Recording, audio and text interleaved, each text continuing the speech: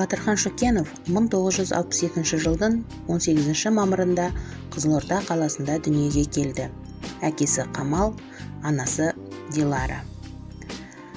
Батырхан 1979 жылы Қызылордадағы Островский атындағы нөмірі 233 орта мектепте оқыды.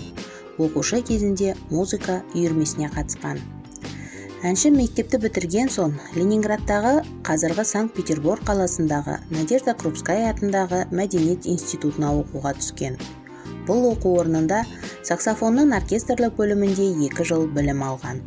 Саксофонда ойнау сабақтарын Батырхан әлемге әйгілі музыканттар Геннадий Гольштейн мен Владимир Рабиктан алған.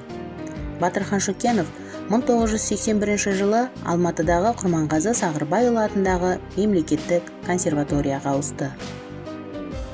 Келді, онда консерваторияның ректор профессоры Ғазиза Жұбанова, халық артисі, композитор. Мен айттым осында, мына неден Ленинградтан келе жатыр баламыз, ол саксофонда ойнайды дедім.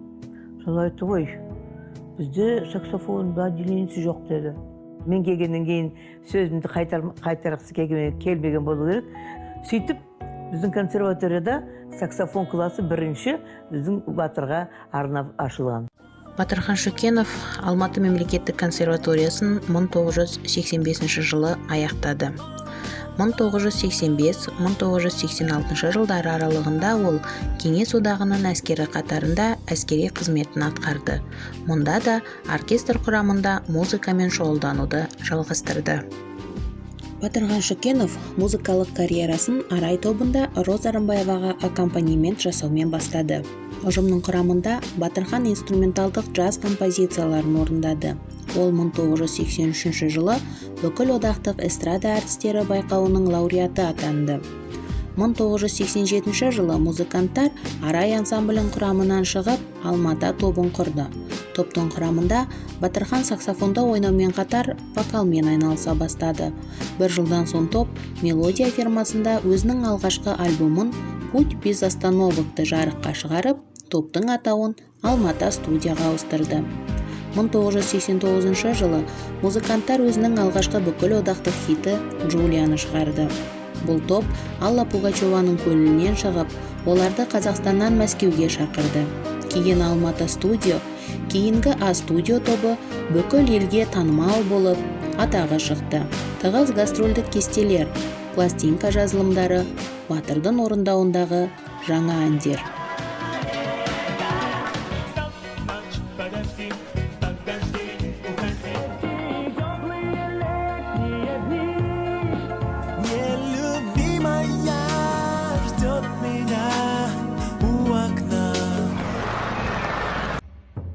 Екі 2000 жылдың күзінде Батырхан А-студио тобынан кетіп, этникалық музыкаға оралуға шешім қабылдады.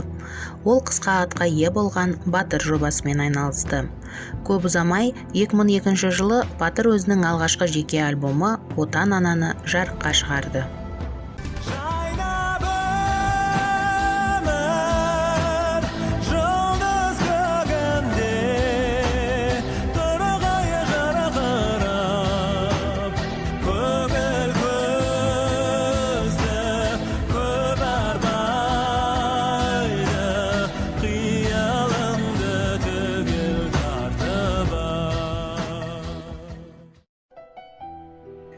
Екі 2015 жылдың 28 сәуір күні қазақ өнері орны толмас ауыр қазаға ұшырады. Батырхан Шүкенов 53 жасында жүрек талмасынан көз жұмды.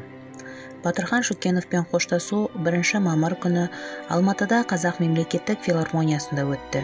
Соңғы сапарға шығарып салуға әншінің барша әріптестері мен жанкүйерлері келді.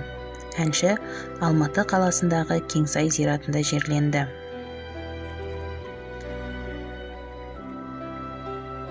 Батырханның артында баға жетпес мұрасы, әндері қалды. Тыңдармандары барда Батырханның есімі мәңгі есімізде сақталады.